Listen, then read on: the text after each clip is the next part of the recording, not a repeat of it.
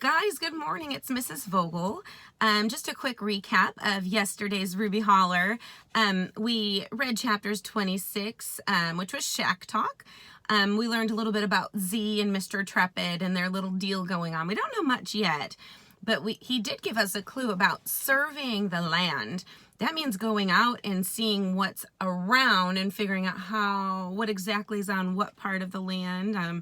Kind of precarious, isn't it? I'm curious as to see what Mr. Trepid is really going to do with all this. And then we read Trials, which was chapter 27, and that is where Tiller and Sari did find Florida and Dallas out in the woods, freaking out a little bit, right? And they lured him in with the smell of bacon, which, let's face it, that would have lured me in too. But they figured out that, okay, they weren't out here to steal our money, but they're running away. And why are they running away? So that was chapter 27. And then we had chapter 28, which was Mrs. Trepid. And we learned a little bit about her and how she actually wanted the twins when they first came as little babies. We learned that they came in a box and a lady dropped them off, and Mrs. Trepid was terrified the woman would come back. And at one point, after she realized, well, you know what, kids are actually hard work, she all of a sudden, wanted this mother to come back and come get her children. So, interesting. Some interesting twists coming, right? So today we're going to start with chapter 29 called Decisions. Dallas, Florida, Tiller, and Sari had packed up the breakfast things and retrieved the sleeping bags and returned to the cabin. And now Dallas and Florida were out running through the hills. Go on. You two need a day off from work. Why don't you go run a while? Holler a bit too while you're at it. I like to hear a bit of hollering in the holler every now and then. Most people don't like hollering. Some people would lock us up in a cobwebby basement for hollering. Tell you what. If I ever lose my brains and lock you up somewhere, you bust out and then you bite me and kick me and tie me up and throw me off a cliff, you hear? Okay, if you ever lock us up, that's what we'll do. So Dallas and Florida had run down the hill and sloshed through the creek, and then they ran up the opposite hill, and on the top of it, they whooped and hollered. And when they were tired of hollering, they flopped down in the dirt. So what do you think, Dallas? What's our plan now? Dallas scratched at the dirt with a stick. Well, what do you think our plan should be? Well, I've been thinking that these two old people, this Tiller and Sari, they've got their hearts set on finding the mighty rutabago and zinging over to Kangadoon to see that rocking thing bird. And I've been thinking that maybe now, I'm just saying maybe, I'm not saying for certain sure, maybe it wouldn't hurt us all that much just to go on their trips with them. And then when we get back, we could still catch the night train. That's right. That's what I've been thinking. Is that what you've been thinking too? Pretty much. Even though we promised we'd never, ever split up. This would be an exception. Like a once and only exception. Right. When we get back, it'll be just like before, and we'll stay together and nobody will ever split us up. He was picturing himself on the beach, building a hut and eating coconuts. Guess we ought to bury our money again. Tiller and Sari were sitting on the porch swing. Are you gonna miss me? Of course I'm gonna miss you. How could I not miss you? You've been right here most of the days of my life. That makes me sound like an old sock. Tiller turned to look at his wife. He knew every line on her face, every expression. Sometimes he felt he knew everything about her, maybe more than he knew about himself. He felt lightheaded and weak and had to press his hands against his chest to ease the sudden fluttering inside. Are you gonna miss me? She turned to him. You feel all right? Sure I do. Sari slipped her arm through his. She wondered what it would be like to be among complete strangers, with people who didn't know anything about her and who didn't expect her to be a certain way. Of course I'll miss you. You're like an old comfortable boot. An old comfortable handsome boot. Tiller closed his eyes and imagined the winding river. Will you miss the holler? Sari looked out across the hillside, down toward the creek. If you had asked me that last month, I'd have said no. But lately, the holler seems more like an enchanting place than it used to be. Strange, isn't it? Tiller had felt the same way, but he was surprised to hear Sari say it. So you are coming back then? You're not going to decide to stay on that island out in the ocean with your what's-it bird? Oh, you old boot. Of course I'm coming back. And you are too. Maybe. Or maybe I like being on the river so much I'll just go on and on and on. Cut that out. We could cancel our trips, you know. Nah, those kids are counting on those trips. It would be a real shame to disappoint them.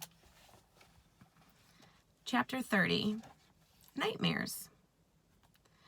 That night, wind whipped through the holler in relentless surges, howling through the trees and rattling window panes. Thunder boomed and lightning crashed, lighting up the sky in sudden, glaring washes.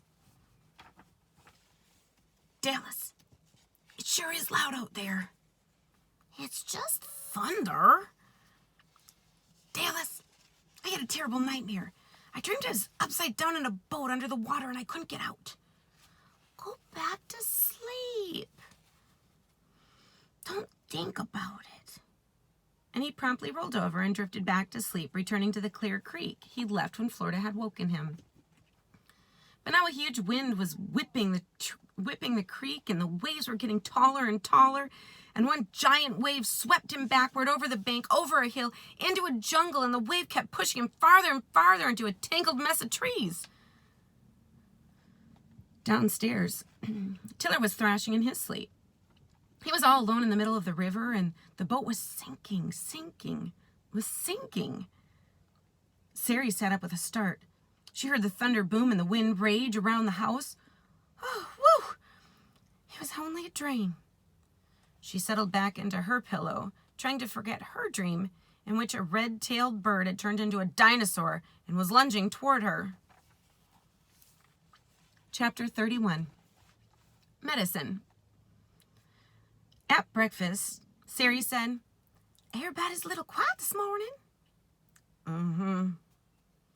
Florida swallowed a mouthful of waffle. There was a putrid storm last night. I had some mighty awful nightmares. Why, me too. I got attacked by a red-tailed dinosaur. You did? Well, I got trapped by a boat underwater. My boat sank with me in it. I got pushed by a wave into a jungle with man-eating rats. Well, it looks like we need a little bad dream medicine. Medicine? Don't want any stinking medicine. Oh, you might like this kind, Sari said, and she was retrieving a tub of freshly made peach ice cream. Goes good with waffles. Ice cream? For breakfast? Erases nightmares. Works every time. After breakfast, when they were clearing fallen branches from the porch, Tiller said, I had a crazy notion just now. Nothing new about that. Very funny. Do you want to hear my notion or not? You're going to tell us anyway, I bet. You are awful feisty this morning. Go on, tell us your crazy notion. No, it's too stupid. Tell us. Even if it's stupid, just tell us. Okay. I had this crazy notion that maybe we ought to have some rehearsals. What sort of rehearsals? Like for a play? We don't know how to do plays and stuff. No, not a play. You know how you kids went out and had a trial run with our equipment. Well, like that. Only this time it'd be me and Florida trying out our boat. Just a little close by kind of trip. A day or 2 or 3. And Dallas and Sari could take a trial hike since they're going to have to hike so much when they get up to Kangadoon. They could hike out of the water, camp somewhere, hike some more, try out the boots and tents and compasses and stuff. Crazy notion, huh? Everybody else was quiet. Dallas was remembering the huge wave in the rat-filled jungle. Florida was thinking about being caught under the boat. And Sari was recalling the red-tailed dinosaur. Maybe not so crazy. Not so entirely crazy. Maybe not so crazy at all. Sari leaned against Tiller. Maybe it's a tiny little genius idea. Genius? Me? Don't you go getting a big head. I said maybe it was a tiny little genius idea. That's all I said. And the last chapter is 32, paddling and hiking. The air was heavy and hot, and the clear water of the hidden river was smooth and still. How long have we been slapping these paddles in the water? About 80 gazillion hours? 4 hours. You tired? You stop paddling when you're tired. I can carry on back here. I've never paddled a boat before. Is that right? I wouldn't have guessed that. Florida turned around to look at Tiller. His straw hat shaded his eyes and made crisscross marks on the upper half of his face. I know you're not telling the truth. I know we're getting a bit trouble when we first started off, and I couldn't get the hang of this paddle thing and nearly tipped us over 100 times. It takes a little getting used to the feel of the boat. I wasn't doing so hot myself when we first set off. He gazed at the banks and at the sky overhead. He wanted to turn back 100 times. What am I doing here? He kept asking himself. How come this is called Hidden River? 'Cause it's not on any map. At least not any map I've ever seen. Then how'd you know it was here? My father found it. I've been down here many times, and I know right where it goes. And how come it's not on a map? Not everything's on maps. Well, if this river that is here is not on a map, how do you know that the rivers are on the maps are really there? Well, I guess we don't really know. Not exactly. Guess we'll find out. You mean we might end up in a dried up, smelly ditch someplace and be lost and maybe starve to death in a lost place that nobody ever knows about? And I think we'll be okay. She sure has a lot of questions, he thought. Why didn't I just come by myself? You've got to admit this is mighty peaceful. Florida stared ahead at the river, a long, sparkly, slithery thing disappearing around a bend in the distance. It's peaceful, all right, except for these dang mosquitoes and flies. Ugh. How come there's so many bugs out here? Probably no bats around these parts. Bats? You ever notice all those bats in the holler? The ones that come out at dusk? Those flying rat things? Those are bats. You ever notice how there aren't any mosquitoes in the holler? Well, now that you mention it, I did notice that. How come you don't have any mosquitoes in Ruby Holler? Because of the bats. The bats eat them. Bats are good.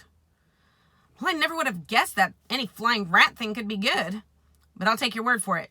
Maybe you could whistle for some of those bats to come follow us on our trip. You think Sari and Dallas have bats where they are? No idea. Where do you suppose they are right now? How far do you think they've hiked? Florida felt quivery talking about Sari and Dallas. It had been awful saying goodbye that morning. Tiller's friend had driven them all the way down to the river, where they'd unloaded the boat and plunked it in the water, and then Tiller's friend was going to drive Sari and Dallas back to the cabin so they could set off on their hike. Florida had an odd feeling when she first met Tiller's friend, as if she'd seen him someplace before, but she couldn't place where that might have been. They'd all stood around looking at the boat bobbing in the water until Sari said, I can hardly take all this standing around. I'm going to bust out blubbering. And in a tangle, they'd exchanged hugs, and Florida and Tiller stood on the bank waving goodbye. It was all Florida could do not to chase after Dallas and flee, Everything inside her had told her not to trust anybody but him. She had a sudden cold fear that this was a trick, a plot to separate her from Dallas. She was mad at herself for letting Tiller and Sari soften them up with their good food and gentle ways. Still, something had made her get onto that boat, and something had made her dip her paddle into the water, and something had made her look calm on the outside, while on the inside she was trembling like a trapped mouse. It had taken 2 hours for Darius and Sally to hike beyond the limits of the Holler, and now they stood up on top of a ridge, looking back the way they'd come. There's a river. See it? Looks like a skinny brown eel. Is that Hidden River? Will we be able to see them down there, you think? Look at all those tiny houses and cars in that skinny river. It looks like a playland. It's like your carvings. Sari stared off across the hills. Dallas, did you ever wonder what you were like without Florida? Well, how do you mean? Sari took off her hat and rumpled her hair. I mean, the two of you have always been together your whole lives. But have you ever wondered that you might be different if you weren't with her? If you were by yourself? Dallas kicked at the dirt with his boot. He felt as if he was going to throw up. He didn't like being without Florida. He didn't like Sari's question either. I'd still be who I am, wouldn't I? I'm with her now, aren't I? Am I different? Sari studied him. Too early to tell, I guess. You've been with Tiller nearly your whole life. Are you different without him? Well, I don't know. Am I? Too early to tell, I guess. Well, guess we better move on. You've got the compass, right? Which way now? Compass? All right, guys. So we read a few chapters today. Let's talk about some of our predictions, okay? So they made the decision to do these trial runs. Do you think that was a smart decision? If you were going to go on a big trip, do you think it would be smart to do some trials just to make sure you can handle the real deal? I personally think it's a great idea. How would you feel if you were Florida being separated from your twin brother? That'd be terrifying, wouldn't it? Someone you've had with you your entire life, through thick, through thin, through good, through bad, and all of a sudden, you're separated for the very first time. It's pretty tough, I would imagine. But then let's think about Tiller and Sari. Okay, so Tiller, he's on a boat with someone that clearly has no idea what she's doing, right? And you know, Florida can be a little bit crazy, right? So could you imagine her whipping that paddle all over and falling over out of the boat? And oh my goodness, it'd be terrifying. Well, I'm thinking as an adult. So what kind of emotions do you think he's feeling? He's holding them in very well, okay? What do you think all these nightmares had? Why do you think they were having these nightmares?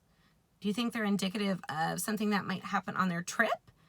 Or do you think that they're just scared? Or were they just dreams?